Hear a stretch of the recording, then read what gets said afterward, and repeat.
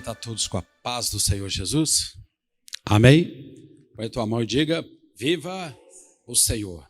Que bom estar aqui mais uma vez, domingo, esse dia abençoado por Deus, para que possamos conhecer um pouquinho mais da palavra dele também.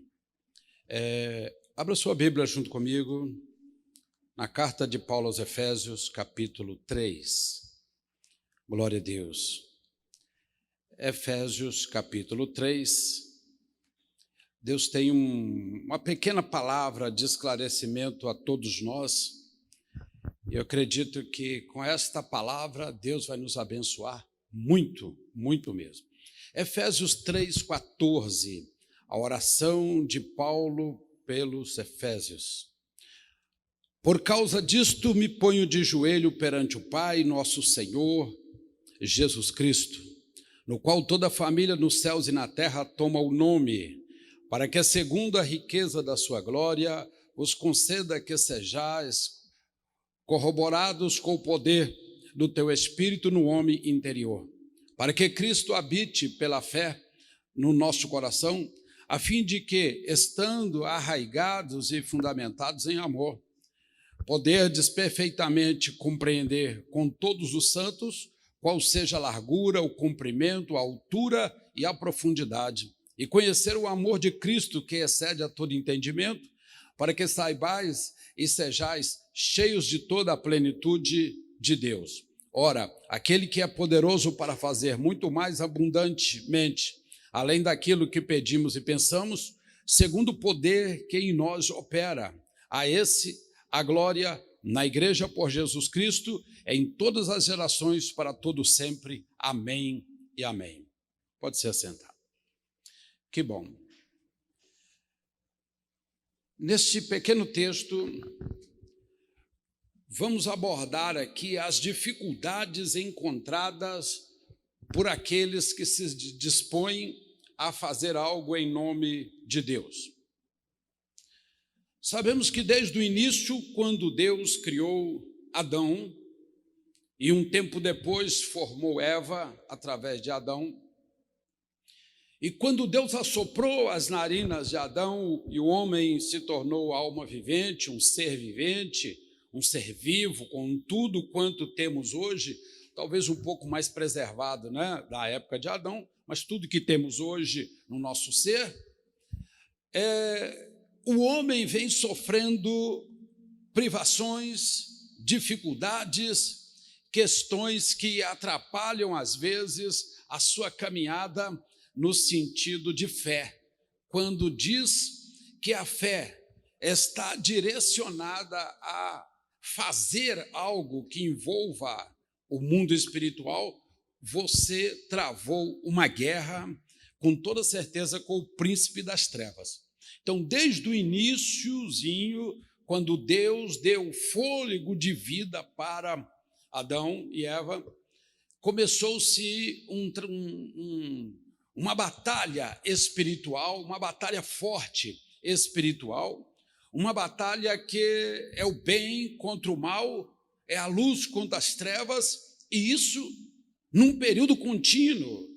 Mas, como diz a palavra, o bem sempre vence o mal. A luz sempre espancará as trevas. Mas isso não é um automático qual Deus colocou dentro do ser humano. Não é automático. É preciso ter ação em cima disso. Vamos entender aqui. O bem só vence o mal quando ele vai até o mal e o derrota. Se ele ficar parado, ele continua sendo bem e o outro continua sendo mal. Não houve travar a batalha para que pudesse ter um resultado. Então, irmãos, foi por isso que Deus, no início, ele já disse, quando Deus chega no abismo, e há um grande abismo, e havia trevas sobre a face da terra, disse Deus, haja. Aquela palavra criadora, a palavra foi de encontro das trevas e houve luz. Daquele momento em diante, para quem quiser entender a palavra, nós vencemos todas as batalhas, mas temos que ir até o momento do conflito. Porque em Deus nós vencemos, e não tem aqui na palavra um texto onde aqueles que foram na fé perderam uma batalha, não perderam.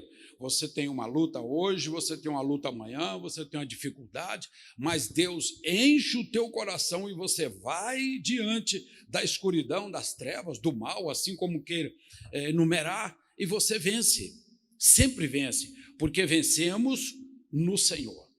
E isso, quando nós falamos, usando um pouco do calendário judaico, por exemplo, 5.780, de Adão para cá, nós entendemos que durante esses 5.780 anos, as batalhas vêm sendo travadas na terra através dos homens, claro, no campo espiritual através do homem interior. O Espírito Santo vence a natureza humana quando se trata de uma questão nossa, mas nós vencemos a luta quando você vai a uma batalha, o Espírito Santo te toma, fortalece e você vence.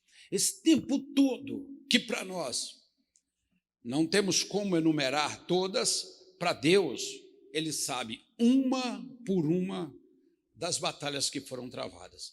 Porque quando a Bíblia diz que Ele tem escrito na palma da sua mão tudo quanto acontece com um que é seu, a agenda pessoal dele está anotado todas as nossas lutas, as vezes que travamos e as vezes que vencemos porque travamos. Quando perdemos é porque não travamos a batalha.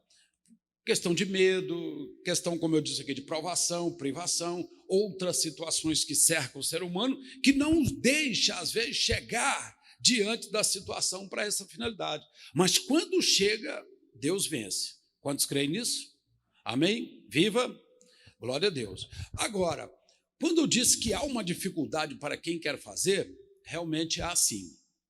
Isso qualquer um dos que você conversar, que começou um trabalho no local onde não tinha ninguém, às vezes convertido, assim como os apóstolos no passado, às vezes o Senhor nos manda até em direção contrária, ou às vezes permite que vamos à direção contrária daquilo que achamos que vamos ser, para depois Deus mudar, para depois Deus alinhar o nosso chamado e colocar o chamado na direção certa.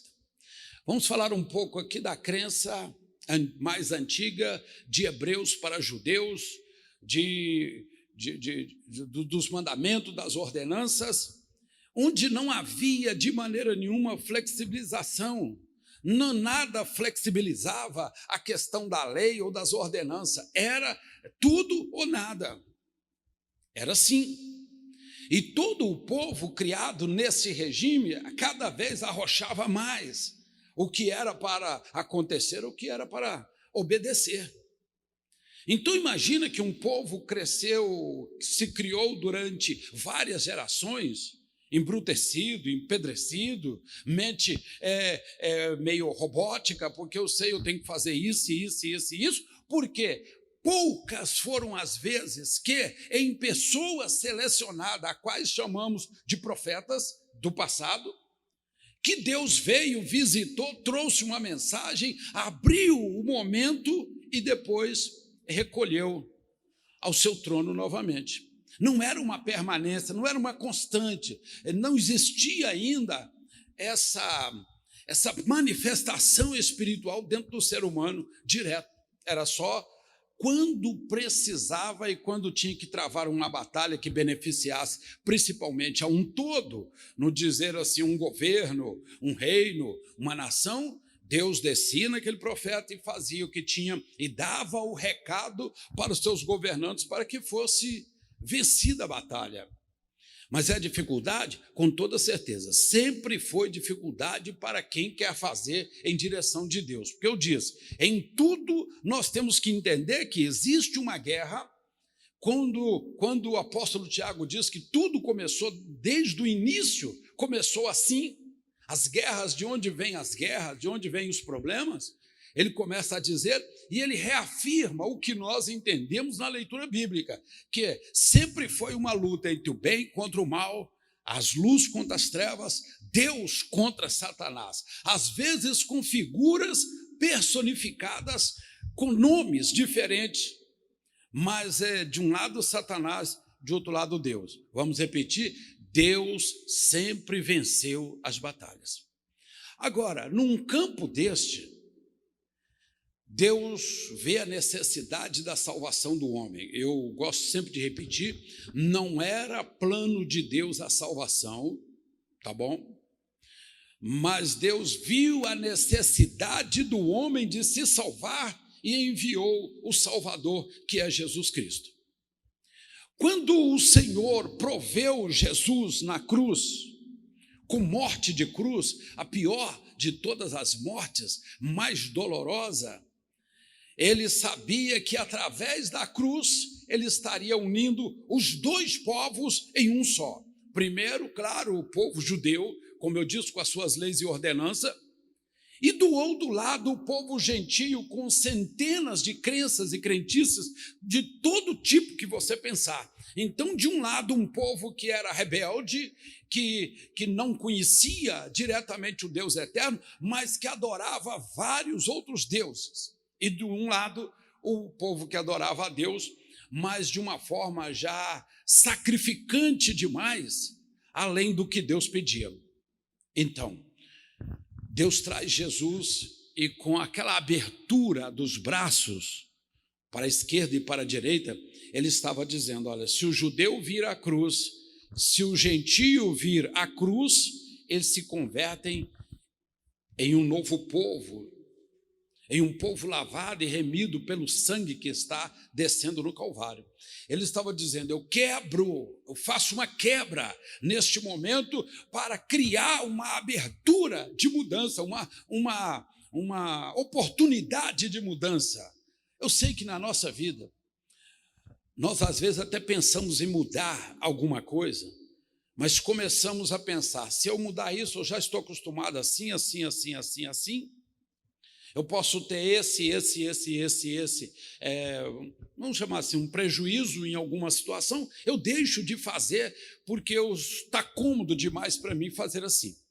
Eu sei, como eu falei domingo passado aqui, quando eu falava da ressurreição, eu falei que nestes momentos, são os momentos que mais pessoas vão se alinhar no propósito de Deus, tanto na área eclesiástica da igreja, como na profissão, como na sua vida familiar, vida sentimental, enfim, num todo que circula a vida do ser humano, é uma grande oportunidade de alinhamento neste momento agora.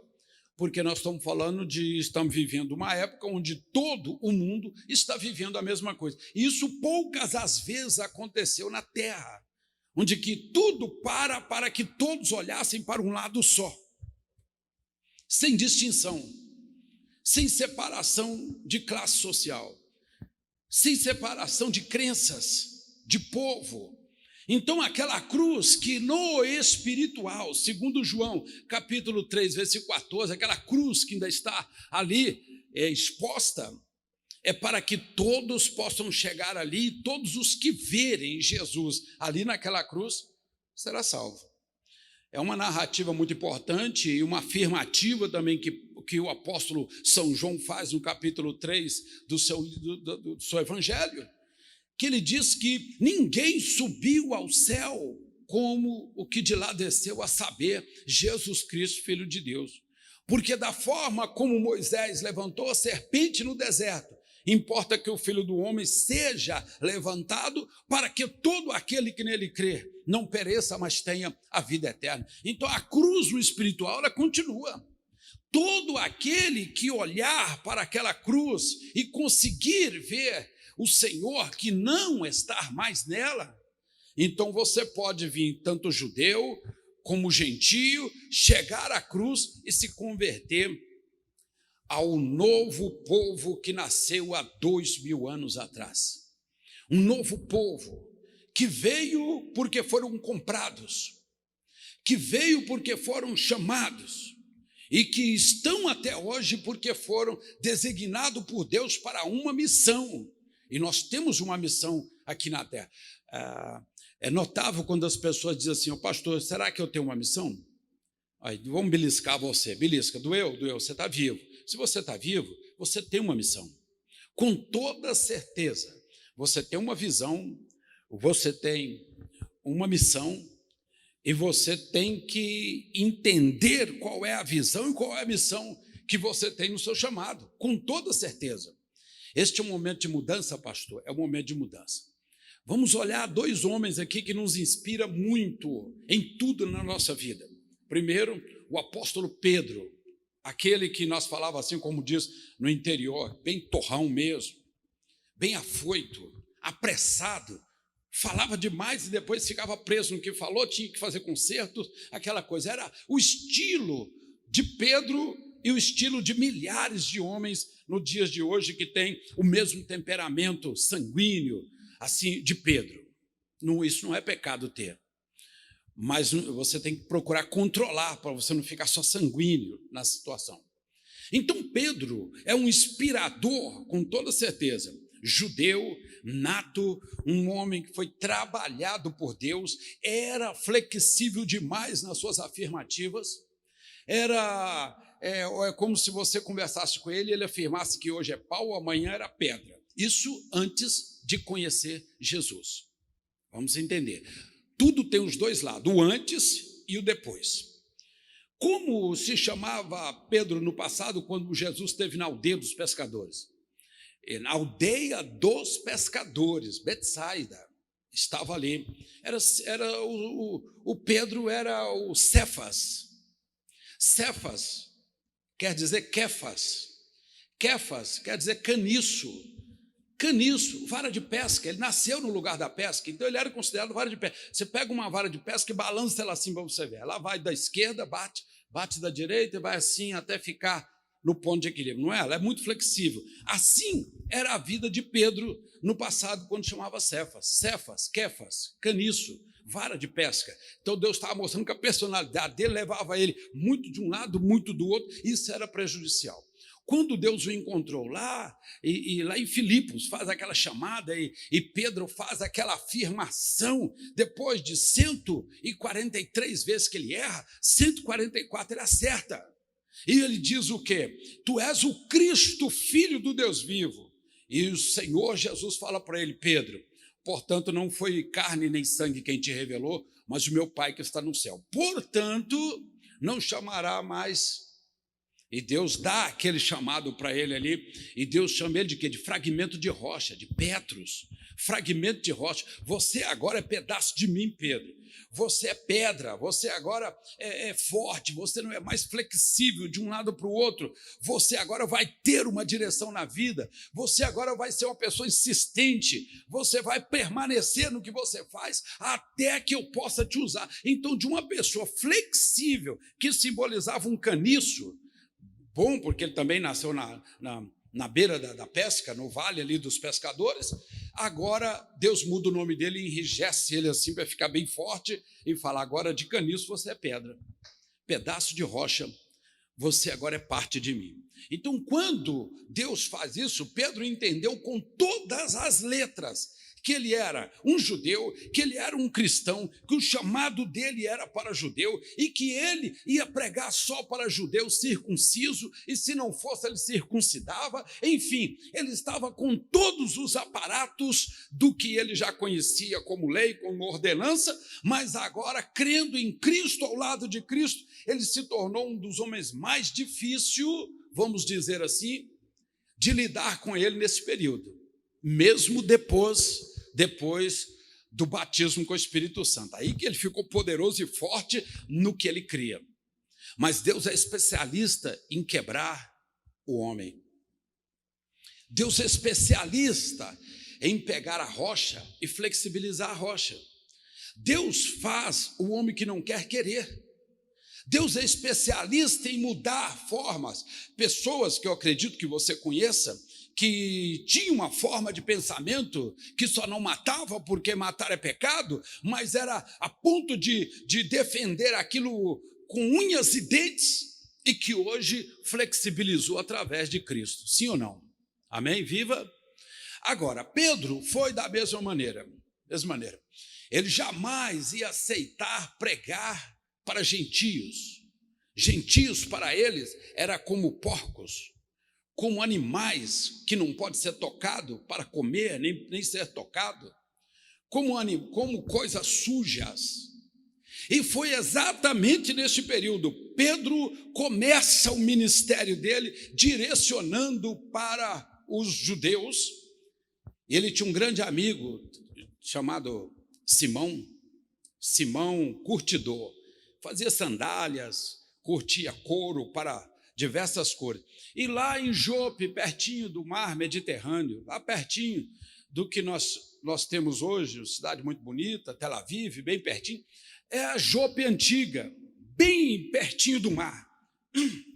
E diz a Bíblia que Pedro foi para a casa do Simão Curtidor, Atos 10. Numa distância de uns 3, 4 quilômetros, mais ou menos isso, estava uma casa muito bem situada de um homem chamado Cornélio. Esse Cornélio era gentio, não era judeu. Primeiro que ele pertencia à corte italiana, era funcionário de Herodes, era funcionário de Roma. E a casa dele só frequentava também as pessoas que eram do nível dele, de fé, de finança, de crença, enfim, era só funcionário público de Herodes, era o que estava ali. Diz a Bíblia que às 3 horas da tarde, aproximadamente, Deus enviou um anjo na casa de Cornélio. E Cornélio olhou para o anjo e tremeu, e teve temor, e viu que era da parte de Deus, e perguntou o que é que ele estava ali. E Deus usou o anjo para falar para Cornélio, dizendo: vá à casa de Simão, mande homens na casa de Simão Curtidor, e que traga que lá está o Pedro, o meu servo, em oração, que ele venha até aqui e ele vai esclarecer para vocês tudo quanto vocês têm dúvida. E o texto você vai ler ali, que é muito simples, o texto que está registrado em Atos 10, que ele vai realmente, manda 2 homens. No outro dia, quando Pedro levanta, Deus desce com um lençol, espécie de um lençol, não é lençol, uma espécie de um manto seguro pelas 4 pontas, cheio de animal sujos, animal com unhas fendidas, animal que não foi feito para ser comido, principalmente pelos os judeus, que a lei condenava isso. O que aconteceu? Deus falou: Pedro, não considera imundo aquilo que eu já purifiquei. Deus não estava falando de animais, Deus estava falando do povo gentio, que Pedro jamais, por ele ser durão, judeu, durão, ele ia aceitar entrar na casa de um gentio para pregar, porque ele já tinha o ministério dele definido, que ele seria um apóstolo exclusivo para judeus circuncidados. E se não fosse, e que ele fosse circuncidado por Pedro. Então Pedro era durão, daqueles que não abrem mão, e Deus fala: Pedro, não considere imundo aquilo que eu já purifiquei. Vá, e tem homens à tua espera, vá até eles. E Pedro entendeu que Deus estava naquela direção. E Pedro agora vai para a casa de Cornélio, e o texto depois você lê em casa.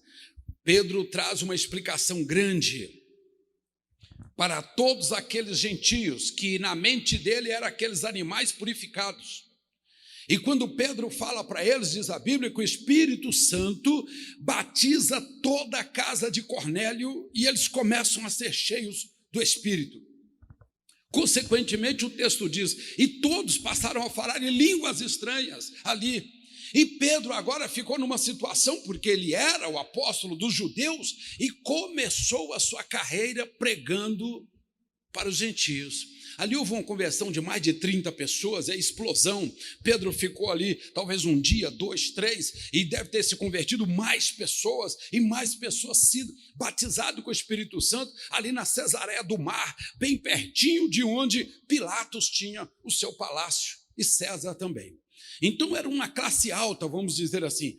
Pedro foi e pregou para os gentios, e ele se converteu. Agora eu quero que você venha comigo na volta de Pedro para a casa de Simão, ou para mesmo Jerusalém, ou para a Galiléia onde ele morava.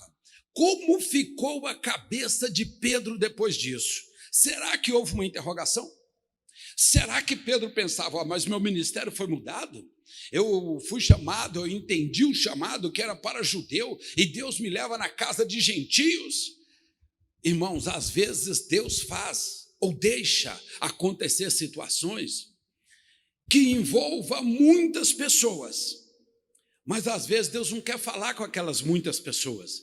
Deus vai usar daquelas muitas pessoas para mudar a sua mente, para mudar a sua cabeça, para abrir um pouco a sua visão, para mostrar coisas maiores que Ele está rodeando o tempo todo com anjos, com visões, com seres, querendo manifestar o mundo espiritual para você. E você não vê porque você ficou durão. Eu fui chamado só para isso, eu faço só isso, como se fosse um robô. Então Pedro, o grande apóstolo dos judeus, iniciou sua carreira pregando para gentios. Depois Deus deu uma guinada e mostrou para ele o caminho que ele devia pregar. O segundo homem qual nos inspira é Paulo, que não era um dos 12, mas veio depois que a igreja já tinha saído de Jerusalém, já tinha ido de Samaria, Judéia, e atravessou para a Síria, vamos dizer assim, quando a igreja chegou na Síria. Infelizmente, onde está aquela destruição hoje, região de Palmíria, região de Damasco, onde está tudo destruído, né? Mas já há uma profecia, Isaías 17, que diz que tudo ia ser varrido mesmo, aquela cidade. Então parece que a profecia já até se cumpriu até mais de uma vez. Mas quando os cristãos começaram a pregar na Síria, houve ali, a Síria na Galileia está bem próximo, e houve, a fama chegou, olha, está cheio de cristão em Damasco. Naquela época, Paulo era Saulo, era soldado romano e tinha marca do exército, que era uma honra mostrar, muito mais honra do que alguém que hoje é um oficial, por exemplo, do exército brasileiro, mostrar sua credencial, que ele é um oficial, muito mais do que isso. Mas ele estava ali sendo honrado, e de repente ele diz, ô governador, eu só posso ir até o limite, mas eu preciso entrar lá em Damasco e prender os cristãos que estão lá para acabar com isso, antes que isso alastre. E ele fez carta para Saulo e falou, pode ir a Damasco, Atos capítulo 9, vá até Damasco. E ele vai, no caminho que ele vai até Damasco, o resto você conhece. Deus o lança no chão daquele animal que ele montava, e ele fica cego, e ele é levado pelas pessoas que estavam acompanhando, cego para Damasco, no centro de Damasco, na rua direita. Isso aconteceu na Síria, pastor? Sim, não é em Jerusalém, não, foi lá na Síria. Na rua chamada direita, tem uma casa de um homem chamado Ananias, e esse Ananias, ele está ali, na casa de Judas, perdão, ele está ali, cego, vai até lá, e Deus mandou o profeta chegar até a rua direita. Profeta, vá até lá, encontra um homem. E Ananias chega ali, diz a Bíblia. Quando ele chega, ele vai orar por Paulo, e Deus dá 2 atribuições para ele. Olha, ele está cego, ore para que as escamas caiam dos seus olhos, e ore para que ele seja cheio do Espírito. Presta atenção nisso. Isso aqui confunde muita gente que está em Atos. A Bíblia diz que o profeta vai, procura a rua direita, a rua do canto, rua principal, rua direita, achei, rua direita. Vai andando na rua direita e encontrará a casa de Judas. Irmão, casa de crente, às vezes, não precisa de você falar assim, você vai na rua, você vai encontrar a casa de... A casa de crente é diferente, você percebeu? É diferente da casa de uma pessoa que não é crente. Só de você passar na rua, você percebe. Tem hinos, tem paz, tem muita planta, tem muita coisa tranquila, todo mundo em paz. Então ele olhou e falou assim, peraí, está tudo agitado, e essa aqui é a casa de Judas. Quando ele entra, encontra Saulo ali com as escamas, parecendo uma lepra no seu rosto, e diz a Bíblia que ele chega e cumpre a missão de Deus. Impõe as mãos, as escamas caíram. E ele levanta e é batizado pelo Espírito. Não é batizado nas águas, não. Porque muita gente pega esse texto para deturpar a purificação de João Batista e diz aqui, ó, levantando foi batizado. Batizado pelo Espírito. Qual era a missão que Deus deu? Cai as escamas e seja cheio. Ele não foi lá para batizar Paulo. Paulo foi batizado depois. Mas lá na Antioquia, exatamente, formou-se um grupo missionário na Antioquia e Paulo teve toda a certeza. Por quê? Ele sai, vai para os pés de Gamaliel e estuda 14 anos nos pés de Gamaliel. De repente o profeta levanta e diz para ele assim, olha, assim diz o Senhor. Igualzinho você conhece os profetas que são verdadeiros quando eles levantam. Eles vão dar assim diz o Senhor para Paulo. Volte a Jerusalém e anuncie o evangelho que você aprendeu aqui durante esses 14 anos com o mestre Gamaliel. Gálatas capítulo 2, versículo 1. Então, quando Paulo diz, subindo eu outra vez a Jerusalém, em obediência a uma revelação que eu recebi para anunciar o evangelho que eu prego. Paulo estava convicto com todas as letras que ele foi chamado para pregar para gentio. Aqueles do lençol, dos animais imundos, que era considerado assim pela a igreja antiga, os judeus antigos, que os homens eram chamados assim. Paulo diz, eu fui chamado para pregar para gentio. Eu sou judeu, tribo de Benjamim, circuncidado ao 8º dia, fui batizado. Então ele tem todas as credenciais que davam para ele força para que ele fosse, em nome de Deus, para pregar para gentio. Ele não queria nada com o judeu. Ele era, mas foi chamado para pregar para gentio. O incircunciso, aquele que é considerado animal imundo, eu vou pregar para ele e ele vai ser purificado. Paulo, diz a Bíblia, Atos 13, a primeira viagem missionária, diz a Bíblia que enquanto eles estavam ali, e está escrito lá no capítulo 13:1, na igreja que estava em Antioquia, havia muitos profetas, doutores da lei, havia muitos convertidos ali, e enquanto serviam ao Senhor, disse-me o Espírito Santo, separai-vos para mim, Paulo e Barnabé, para uma obra que eu vos tenho chamado. Olha o que Deus diz, Atos 13:1 e 2. Preparada a obra que eu vos tenho chamado. Deus chamou. E diz a Bíblia que naquele momento, ele, Barnabé, se separa para uma missão. Barnabé, tudo bem? Tudo bem. Qual o seu nome mesmo? Meu nome é José da Consolação. Meu apelido é Barnabé. Porque Barnabé, se fala assim, uma pessoa que é muito boa, era chamada de Barnabé. Era assim, era um apelido. O nome dele, José da Consolação. Então, José da Consolação, ou Barnabé, como queiram, você foi chamado junto comigo para pregar o evangelho. Por onde vamos começar? Onde você nasceu? Ele diz, eu sou natural de Chipre, uma pequena ilha, é na direção Ásia-Europa, uma ilhazinha pequena, um arquipélago com bastante ilhas, pequenininha ali. E eu sou natural de Chipre. Paulo falou, então vamos começar pelo apoio que vocês vão me dar, vai dar para sua família, nos recebe, a gente hospeda na sua casa, dos seus familiares, e de lá nós começamos a pregar o evangelho. Correto, correto. Irmãos, Paulo foi chamado para pregar para gentios, mas a primeira viagem de Paulo, na primeira viagem missionária, ele sai para pregar para judeus. Mas Deus não falou que ele ia pregar para gentio? O ministério dele já não estava totalmente definido do que ele era e do que ele ia fazer, quer dizer, a visão e a missão, só faltavam os valores que são inegociáveis. O que ele faz naquele momento?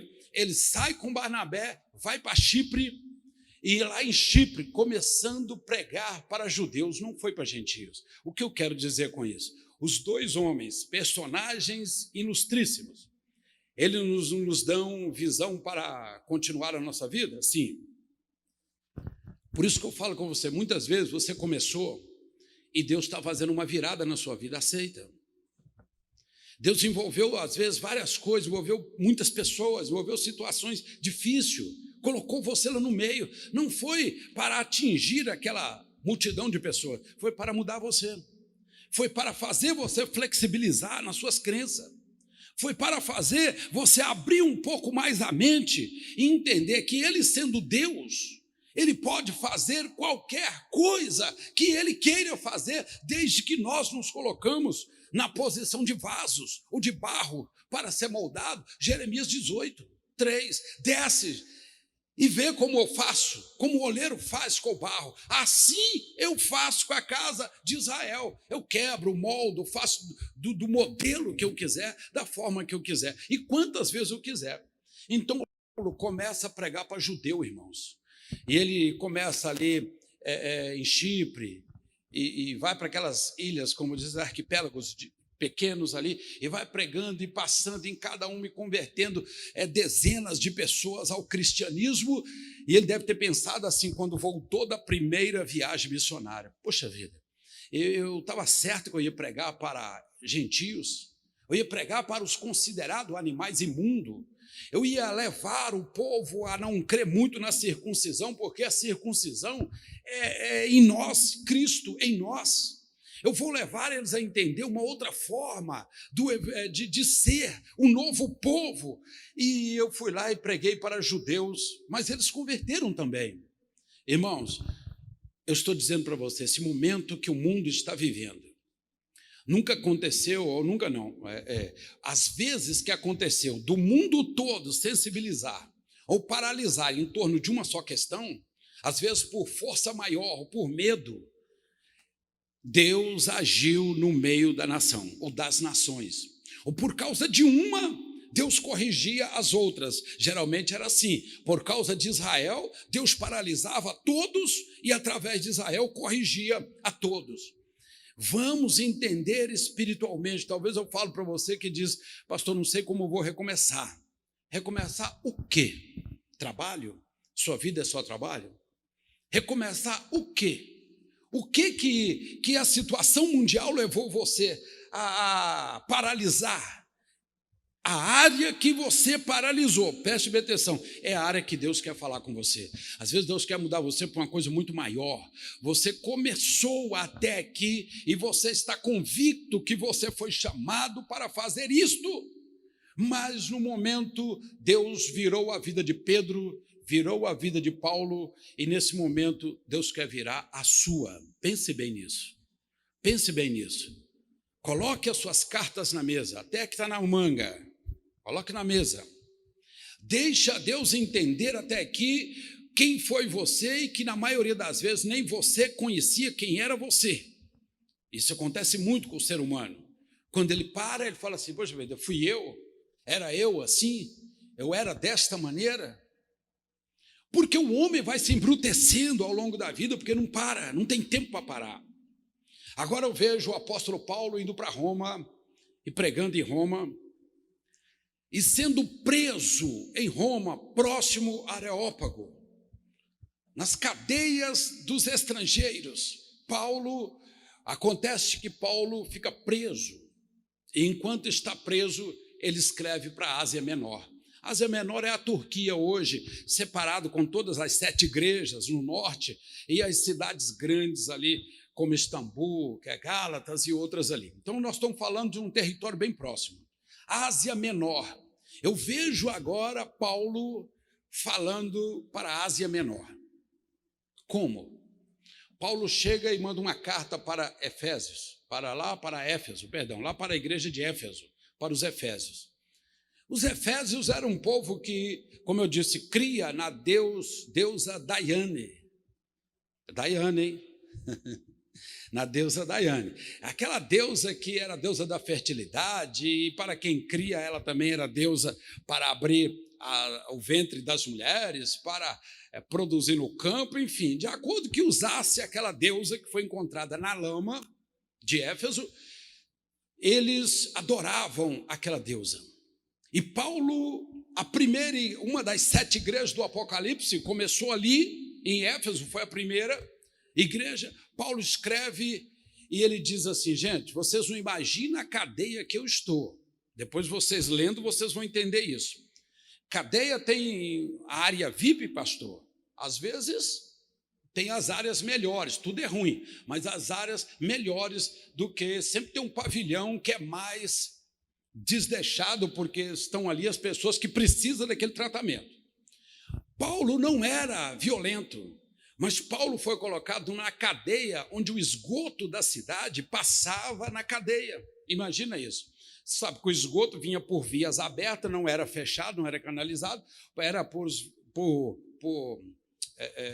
condutores abertos, que ali vinha tudo, o sólido, o líquido, descia por ali, e a cadeia onde Paulo estava, pouco dava para ficar em pé, porque era um sofrimento, era para pagar, era para tirar o pelo da pessoa mesmo ali, e dizer para ele, você fez isso, você é um judeu que agora é cristão, não é? Está pregando contra o que nós cremos, não fica na pior cadeia. A cadeia onde que ficar em pé era difícil. Foi por isso que Paulo escreveu Efésios capítulo 3, verso 14, ele diz, jamais em nenhuma outra situação eu me agachava, eu deitava, eu sentava, eu me colocava prostrado aqui, porque era a cadeia de onde o esgoto da cidade corria para ali, era no vale, no sofrimento, no frio, daquele local.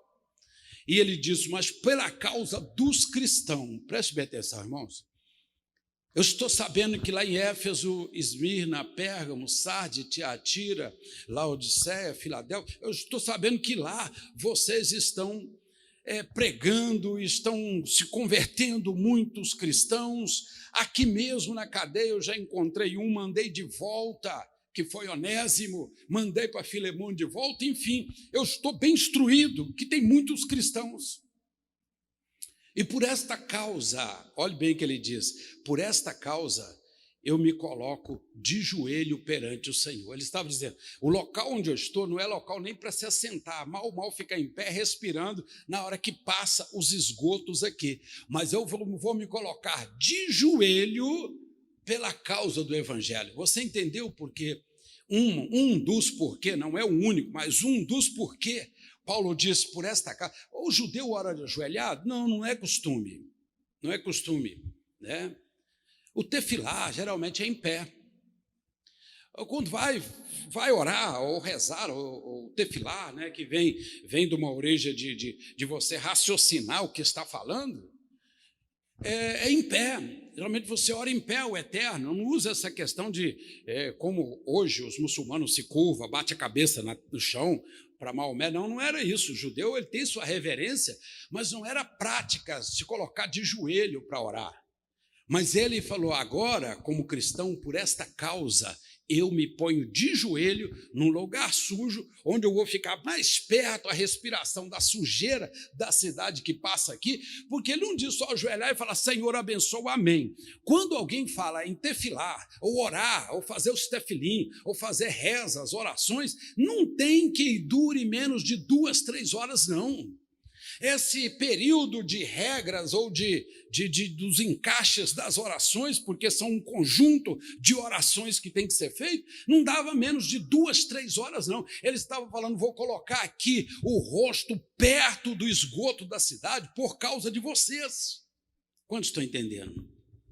E Deus, às vezes, irmãos, ele diz isso, ele fala isso em Lamentação, capítulo 3, ele fala, bota a sua boca no pó. Quem sabe assim haja esperança para você. Há situações que você tem que jogar no chão mesmo, ir para o chão mesmo. Não adianta ficar ereto, orgulhoso, metido, sustentando como o rei, na época do rei Senaqueribe.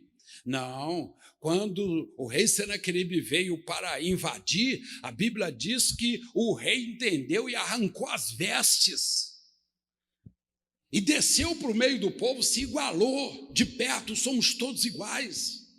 E foi para o templo orar. O rei Ezequias entrou no templo, ele foi vendo os irmãos orando no templo. Ele sabia como orar, porque ele era profeta, mas sabe quando você está assim desatualizado? Há muito tempo você não fala em línguas, há muito tempo você não deixa o mover do Espírito acontecer com você, há muito tempo você não tem uma interpretação limpa da palavra que te corta assim, que te tire, às vezes, o peso um pouquinho das costas. Exatamente isso.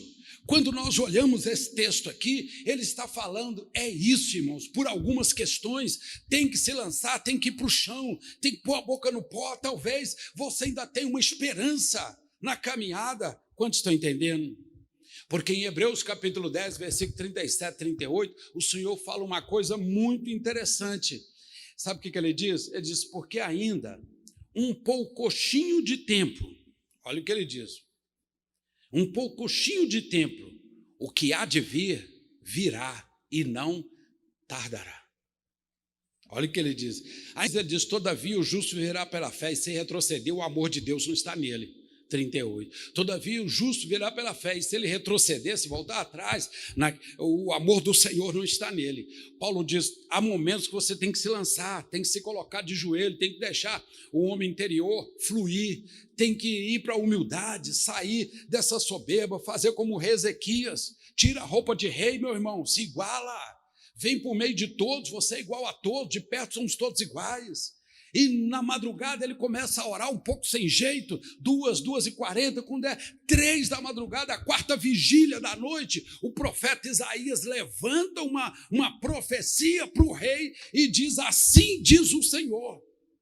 Nenhuma flecha ultrapassará as muralhas, nenhuma lança entrará pelo portão, porque pela manhã vocês verão o livramento que eu trouxe para vocês. E quando foi naquela manhã que todos iam morrer naquela manhã, porque havia um círculo de soldados sírios, com 185 mil soldados armados, a Bíblia diz que os atalaias que estavam em cima do muro, notificando o que estava acontecendo, falou: gente, os soldados estão todos deitados em todas as portas. As 12 portas de Jerusalém, onde havia a torre, eles olharam e falaram: os soldados estão deitados. E quando eles abriram o portão e chegaram, estavam mortos, infartou tudo para trás, e as armas deles quebradas ao meio, todas as armas quebradas ao meio. Isso, livro de Ezequiel, ele mostra a ação de Deus. O livro de Isaías 36 mostra a ação de Deus na vida de Ezequias. Quando Deus age, é no momento onde envolve todos. Entenda isso, Deus está falando com você no momento que envolve todo. Talvez você diz: pastor, para mim já não tem mais jeito, eu já estou seco, eu já não estou mais, não tenho sensibilidade, estou embrutecido, já estou queimado, estou arruinado, para mim não tem mais jeito. Jó 14:7 em diante para você: porque há esperança para a árvore que foi cortada, e ainda que as suas raízes secaram, ao cheiro das águas elas brotarão, diz a palavra. Há esperança para você, sim. Talvez você diz: não tem, pastor, eu joguei todas as minhas oportunidades no lixo. Vem cá. Pedro começou de uma forma contrária, mas é um mandato de Deus. Paulo começou de uma forma contrária, mas é um mandato de Deus. E Paulo agora diz: pela sua causa eu coloco de joelho. Nós somos cristãos. Paulo colocou de joelho por nós, pastor, com toda certeza. Há 2000 anos atrás, Paulo viveu mais ou menos 2 anos na cadeia, e lá no ano 60 depois de Cristo, mais ou menos, foi esse acontecimento. Escrevendo a carta para Éfeso, ele mostrou ali, ele se colocou de joelho, mas foi pelos que estavam convertidos e pelo cristianismo. Nós hoje estamos aqui, temos uma dívida espiritual para com Paulo também. E quando chegarmos no paraíso, no arrebatamento da igreja, que está muito breve, corre ao pescoço de Paulo, abraça Paulo e fala para ele: Paulo, como você entendeu os mistérios de Deus há 2000 anos atrás, e eu vivi na terra agora e não consegui entender muito o mistério de Deus, mas você subiu. Se flexibiliza um pouquinho, meu irmão, minha irmã, você que está me ouvindo. Aproveite esse movimento de Deus a nível mundial, que eu não vejo nada de negativo, eu só vejo o positivo nisso, tá bom? Só o positivo. Que Deus está falando e Deus está mudando a direção da vida da maioria dos que têm aberto os olhos. Deus está dando uma nova direção para você. Caminha, levanta a cabeça, sai do chão. Paulo estava no esgoto, com a boca no pó, ao lado do esgoto, clamando ali, mas ele diz: mas por esta causa eu me coloco de joelho, porque vale a pena, porque muitos do outro lado, ou muitos daqui a 2000 anos, vão fazer menção a isso que aconteceu, e eu posso fazer isso porque aquele que é poderoso para fazer muito mais do que quanto pedimos e pensamos, pela força do seu poder que habita em nós. Efésios 3:20, ele diz: ele está conosco, a ele toda a glória que sai da igreja por meio de Jesus Cristo, de todas as gerações, para todo sempre. Amém. É isso que ele termina no versículo 21, não é isso? Quando você parar um pouquinho, faça como o rei Ezequias: Senhor, eu sou rei. Amanhã cedo vamos todos morrer, estamos todos na mesma situação. Não há escapatória para mais pobre, mais rico, mais preto, mais branco. Não há escapatória para o que mora na cidade, o que mora no interior. Todos estão na mesma situação, amedrontados com o que vai acontecer amanhã cedo. Naquela madrugada ele entendeu e ele tirou a roupa de rei, vestiu uma roupa normal e falou: sou igual a vocês. Deixa eu contar para vocês, vocês são mais simples, não sabem de tudo. A carta aberta que chegou do rei Senaqueribe, eu vou ler para vocês. Amanhã pela manhã todos nós morreremos, somos todos iguais. Então, se desça do salto. Ei, olhe para mim aqui. Desça do salto, meu irmão. Ô pastor, não usa salto não. Você sabe, não estou falando de salto de sapato, estou falando de salto da vida. Desça do salto, tira a roupagem de rei, modifica um pouco, quebra um pouco, seja mais simples, mais humilde, se mistura. Aproveite a visão de Deus, que de perto somos todos iguais. Se mistura, meu irmão. Não é só falar estamos juntos, não. Se mistura, seja igual. Se mistura ao ponto que levante um Judas para identificar quem é você, de tanto que você vai parecer com os outros, não vai saber quem é você. Se mistura. E depois vá para a oração, que a profecia das 3 da madruga, como saiu para Ezequias, pode sair para você, e Deus ter misericórdia de você e levantar você da situação. Talvez falo com você hoje que já está sentenciado à morte. Preste bem atenção aqui. O que é um sentenciado à morte hoje? É quem hoje já se contaminou com essa bactéria. Então, está sentenciado à morte. Agora você tem que tratar de sair dela. Mas a sentença já entrou em você. Correto? Pastor, estou sentindo nada. Glória a Deus. Pastor, já saí dessa, estou no segundo corona. Como eu vi um homem falando outro dia. Pastor, já peguei 2. Fala, ótimo, tá ótimo para você. Mas quem hoje já contraiu a bactéria, principalmente nesse estágio agora que ela está mais forte, já está sentenciado à morte. Não faz nada para você ver, não. Não parte para os remédios, para o tratamento isolado, para ver se você sai. Não sai. Então, a sentença de morte você já tem. Esses são os sentenciados. Mas é agora que Deus quer dar a profecia para você. Vou te levantar, vou fazer você um profeta, vou te flexibilizar. Talvez sua mente você pensava, só vou pregar depois que eu estiver com a minha vida 100% arquivada, e estiver uma vida modelo 100% que eu vou começar a pregar. Ei, se tudo na vida fosse assim, estava bom demais. Deus está falando com você hoje, você acredita nisso? Ô pastor, mas eu tenho que... Você tem indo e pregando, caminhando e se consertando, fazendo e se melhorando.